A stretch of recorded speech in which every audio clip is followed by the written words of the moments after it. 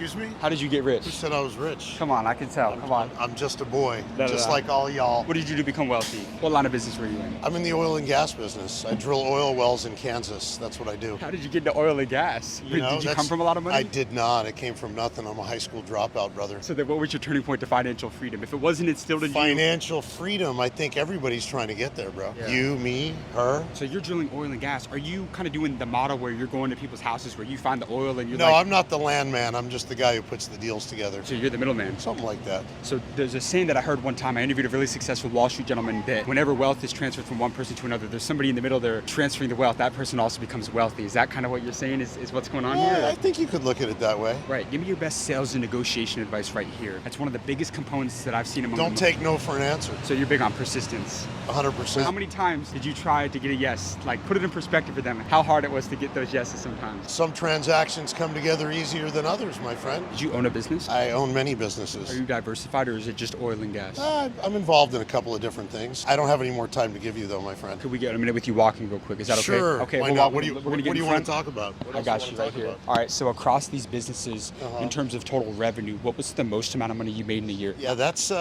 kind of a personal question. Just revenue. I don't feel really comfortable Would you answering say the question. more than $10 million?